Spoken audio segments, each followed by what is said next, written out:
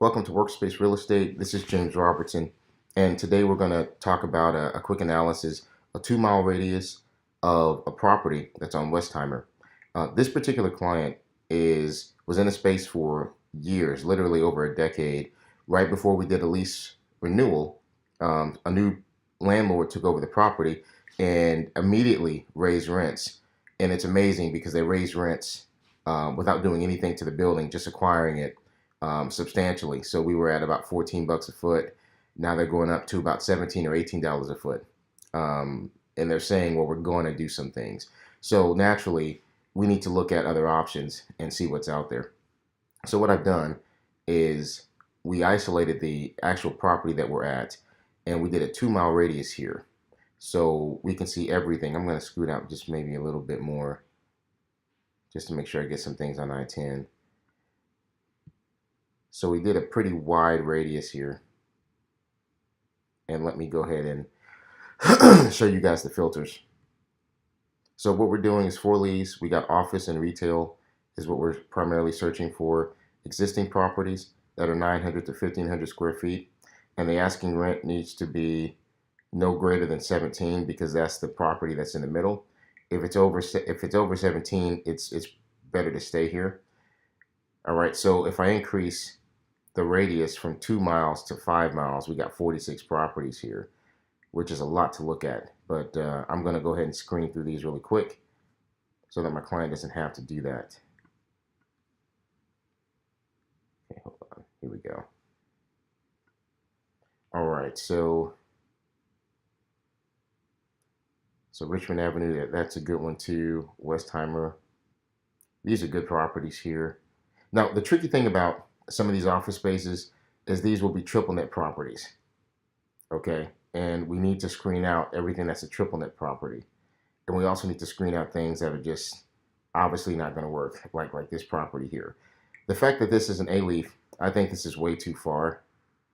So I know my client's requirements. I'm going to scoot this back a little bit to stay. Actually, I'm gonna customize this just a little bit. So I'm gonna stay within 2 miles, but I am going to include some of the major corridors around here because I think that would be helpful. So these are other areas that are still close to being in this marketplace. I definitely want to get along I-10 here. I definitely want to get along the Beltway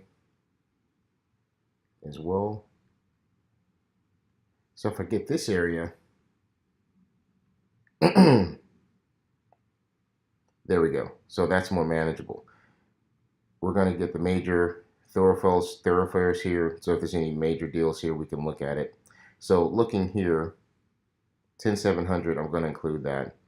We're not going to include A-Leaf Codeine. Briar Park, we're going to include it at 17.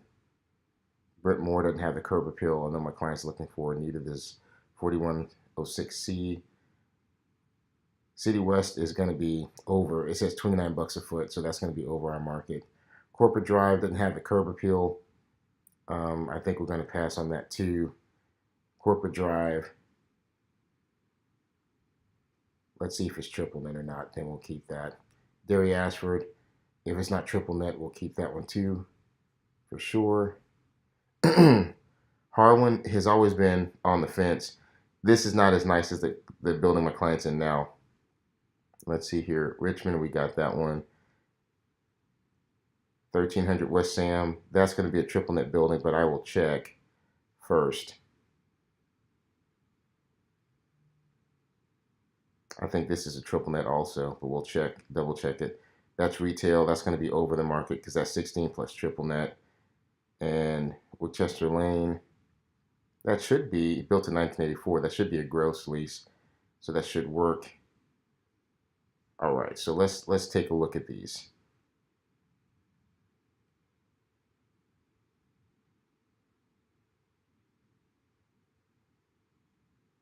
Okay, so this is 17 plus triple net, so I'm taking that one off. That's 14 plus triple net. That's not going to work either.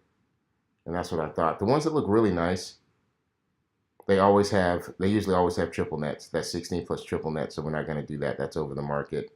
This one is also a triple net property, so we're going to take that one off as well. Also a triple net property here, which I thought. But you want to double check for your clients because they're going to see these and say, well, I want to be in that building. It's the same rent, right? Okay, that's a triple net property, so that's off. And when they say that, you want to make sure this is a modified gross lease. So this one with 15 to 1650 plus electricity, that kind of pushes us outside the range as well. So we want $17 a foot gross or less. You know what drives me nuts about the commercial real estate systems we have is you would think that we would be sophisticated enough to break these properties down by just one simple rent number. And the fact that we have this modified gross versus triple net, like as you see here, is very misleading. If you're not a real estate expert, you think this is 15 to 17 bucks a foot. And you drive up to the property and get disappointed when you see these triple net costs here. And so this is estimated rent, but there's triple net, so that also doesn't qualify. The fact that we have to go through each one of these, it's just it shouldn't be that way. It just should be better. This one doesn't qualify either because it's a modified gross, 15 to 28 bucks a foot. So it says 15 plus electricity, but looking at the other leasing activity, they're really at 21 bucks a foot. So that's why we're excluding this one. Yeah, we knew this was going to be over too. It's a beautiful building, but that's like twice as much as we're looking to pay. Okay, that's just, yeah. Same thing here. Curb appeal's not there. This one is the right rent level. Okay, so it's 17 bucks a foot.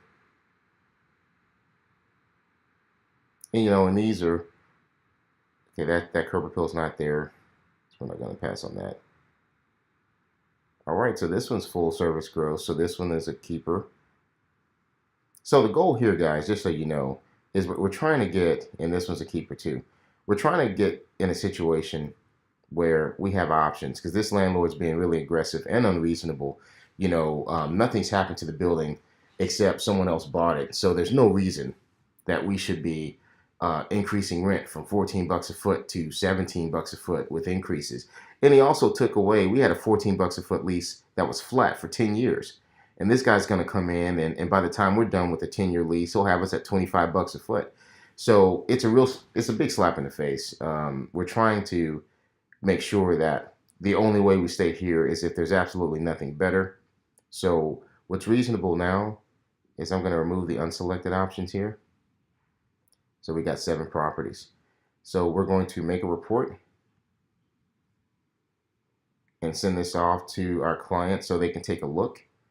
And if they see something they like here, which I hope they do, then we have some additional leverage that we can use, that we have to use.